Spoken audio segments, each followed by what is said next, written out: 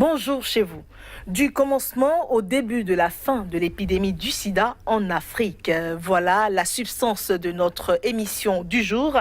Ce sera à travers un ouvrage qui retrace l'itinéraire d'un médecin africain que nous avons sur ce podium, sur ce plateau. Et c'est un plaisir pour nous, docteur Pierre Mpélé, de vous recevoir sur l'entretien du jour. C'est toujours un plaisir d'être avec vous. Alors justement, nous sommes là pour parler de cet ouvrage que vous avez sorti, un ouvrage qui retrace carrément votre parcours en tant qu'artisan de la lutte contre le sida en Afrique. Et d'ailleurs, ce syndrome d'immunodéficience acquis, sida, apparu dans les années 80, d'accord, comme problème de santé publique carrément au niveau mondial.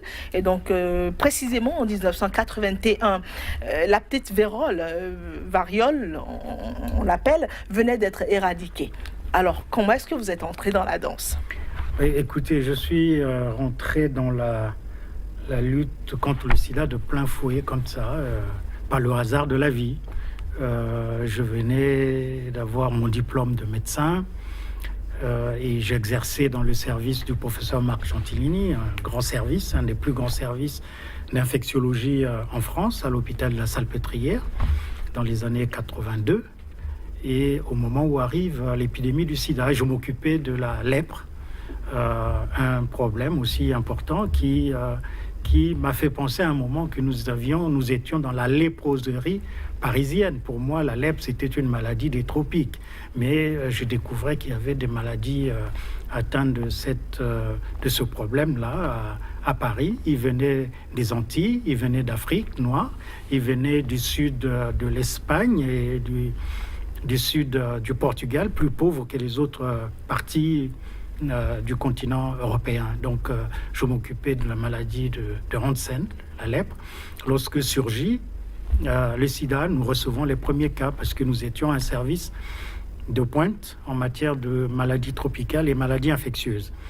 Arrivent les premiers cas, ce sont surtout des homosexuels européens et américains qui cherchent partout les traitements qui peuvent améliorer leurs conditions. Et c'est là que tout le service bascule du jour au lendemain.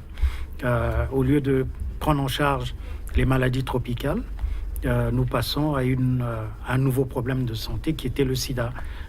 Et donc il fallait à la fois rechercher la cause. Pourquoi? Parce que nous ne savions pas.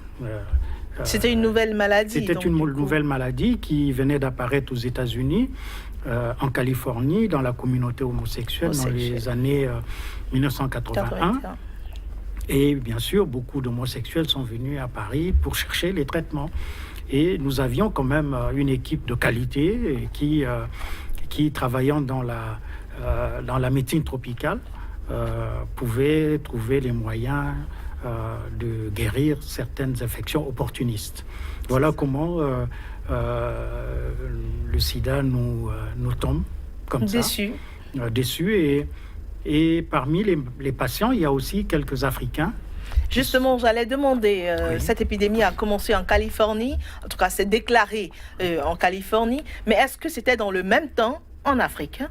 Avec probablement, et peut-être même un peu avant, mais disons que les cas africains sont décrits un peu plus tard, quelques années. Mais le sida, sûrement, était apparu en Afrique beaucoup plus tôt. Il y avait simplement un problème parce que le sida, peut-être qu'on en reparlera, se présentait comme une maladie tropicale avec des signes qui sont courants. C'est la diarrhée, l'amaigrissement, la toux, le zona. Ce sont des pathologies ou des symptomatologies qui existaient, qui étaient des maladies courantes en Afrique. Et donc, on ne s'est pas aperçu qu'il y avait derrière ces signes une nouvelle maladie. Donc, on l'a vraiment notifié, certifié un peu plus tard qu'aux États-Unis, où quand le sida est apparu, c'était un problème nouveau parce qu'il y avait le sarcome de Kaposi, ce cancer de la peau, mais aussi des viscères. Et cela a créé une confusion. Ça a créé une confusion parce que le sarcome de Kaposi avait été découvert dans les années 1850-70 en Afrique centrale.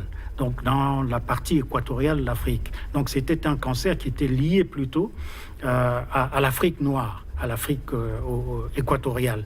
Et tout d'un coup, on retrouve le sarcome de Kaposi en Californie, chez des malades. Et c'est bien après, beaucoup plus longtemps, qu'on fera la découverte que ce cancer était dû à un virus du type herpès qui en fait se transmettait par les rapports sexuels. Et donc voilà la raison pour laquelle dans la communauté homosexuelle des États-Unis, en Californie, la maladie s'est propagée. Il y a eu une explosion en fait. Parce que simplement du fait de la promiscuité sexuelle. Voyez-vous, les homosexuels avaient une très grande, c'est une petite communauté, et donc tout se passe à l'intérieur de la communauté, et donc il y a plus de facilité que le virus passe d'une personne à une autre. Et voilà pourquoi il y a eu cette explosion dans la communauté homosexuelle. Donc c'était un fait dans les communautés qui étaient plutôt renfermées.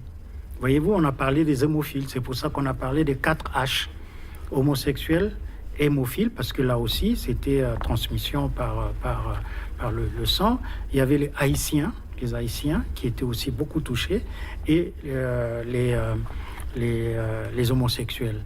Donc, c'est dans ces 4 groupes-là, catégories, voilà, que le sida a explosé au début de cette terrible histoire. Et donc, vous êtes entré en jeu quand les malades africains, européens, américains ont été évacués en France. On a commencé à regarder chez les malades africains qui arrivaient et qui avaient pour certains des symptomatologies proches du sida, pas forcément du sida, mais qui avaient des diarrhées, qui avaient des problèmes de tuberculose, des problèmes cutanés. Nous avons commencé à rechercher si ces signes-là n'étaient pas associés au virus du sida. Et finalement, on s'est aperçu que c'était qu'il y avait une autre forme, une autre présentation clinique du sida en Afrique, à la différence de ce qui se passait aux États-Unis. Donc voilà comment on a commencé à colliger les nouveaux cas de sida. Et il y avait beaucoup de malades évacués sanitaires du Congo, au Brazzaville, qui est mon pays. Et pourquoi beaucoup de malades? Parce qu'en ce moment-là, il y avait un boom pétrolier, donc beaucoup de patients avaient la possibilité d'être évacués en France. Et voilà comment nous avons pu rechercher le virus du sida chez les malades congolais et décrit les premiers cas du sida au Congo en 1984. Mais à ce jour, peut-on parler de l'origine de ce virus-là? J'ai toujours dit, et beaucoup aussi l'ont dit, que l'important, c'était pas de savoir d'où venait le virus. Parfois, c'est important. Oui, c'est très important. L'essentiel, c'est de lutter contre le sida et de s'occuper des malades. Mais il y a eu des cas de sida avant 1981 en Afrique. Il y a un chirurgien américain qui a dû attraper le virus du sida dans les années 79 en République démocratique du Congo, parce que les chirurgiens, bien sûr, ils sont en contact permanent avec le sang et que la moindre effraction peut entraîner une contamination. Il y avait aussi le virus du singe, le SIV, donc un virus qui est très proche du virus humain, et donc on peut aussi penser que c'est parti du virus du singe vert, le petit singe vert, et qu'il a muté et passé à l'homme. Donc probablement, mais personne à ce jour n'a pu confirmer que l'origine du sida était en Afrique. Peu importe, je pense que l'essentiel, c'était vraiment de s'engager dans la lutte contre le sida. Alors justement, on parlait donc du sida comme maladie tropicale, on parlait de sida africain. Cela faisait-il sens? Sida. Oui, parce que finalement... on n'a jamais parlé de sida américain, alors que en Californie, il y a eu... C'est une façon de rapprocher le sida dans son contexte africain, la présentation était différente de la présentation du sida aux États-Unis et en Europe. J'ai dit, en Europe et aux États-Unis, c'était surtout le sarcome de Kaposi, cette infection pulmonaire qu'on appelle la pneumocystose. Mais par contre, en Afrique, chez les malades africains, c'était les deux grands signes, c'était la diarrhée, une diarrhée intermittente et chronique. C'est pas une diarrhée de tous les jours, c'est une diarrhée qui apparaît tous les 2 jours, 4, 5, 6, mais 7 intense. selles, mais pas forcément intense, mais quelques selles, 3, 4, 5 par jour, pendant 2 jours, et s'arrête pendant 2 jours et reprend encore. Et avec cette diarrhée qui est chronique, intermittente, on finit par maigrir. Et le patient, malgré le fait qu'il se nourrit, maigrit parce que tout ressort. Et il y avait la fièvre. La fièvre avait la même allure. Et souvent, cette fièvre a été souvent confondue, entre guillemets, parce que ça n'existe pas, paludisme chronique. Et donc, les gens pensaient que c'était du paludisme, mais ils avaient été traités correctement par les antimalariques. Ils devaient être guéris et la fièvre reprenait 2-3 jours et puis les faisait maigrir. Donc, il y avait ces 2 signes.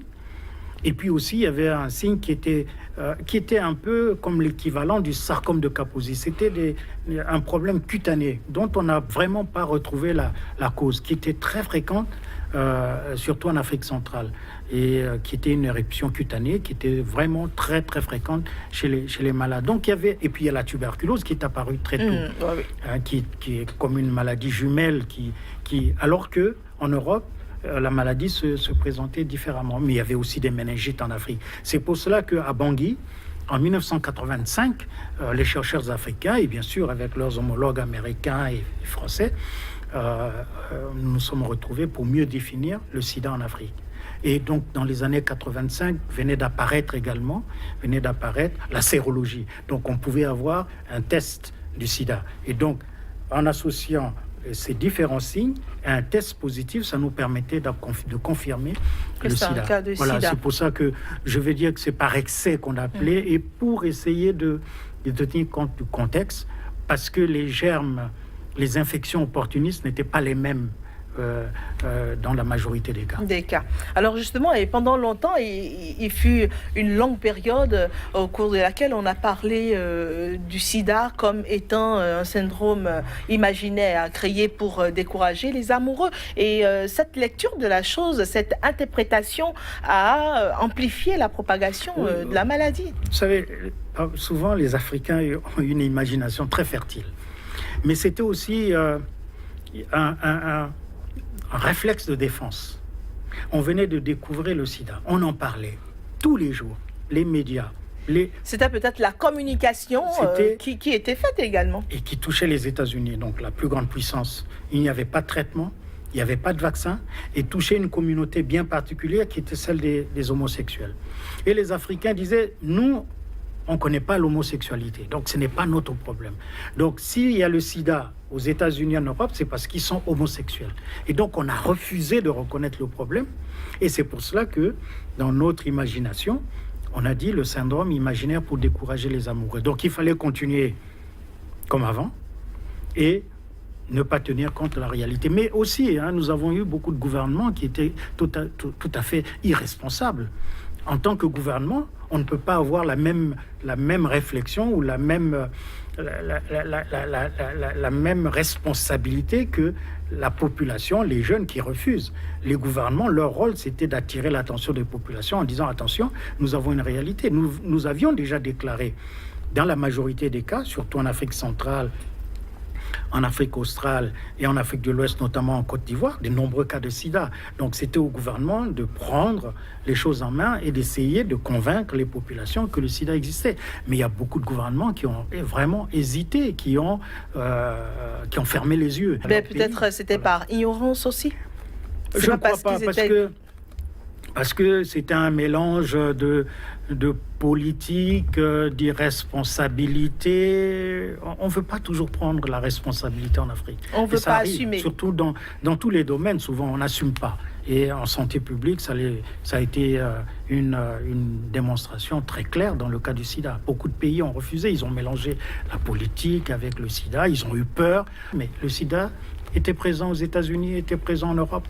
Et on n'attrapait pas le sida parce qu'il y avait un contact simple. On attrapait le sida par les relations sexuelles. Donc, c'était évident de reconnaître le problème. Certains pays l'ont fait Et ces pays-là ont avancé très vite dans la lutte contre le sida et ont eu quelques résultats beaucoup plus tard. Merci à vous, Dr Pierre Mpele. C'était vraiment un plaisir de vous avoir avec nous. Merci d'avoir accepté de répondre à nos questions. C'est bon.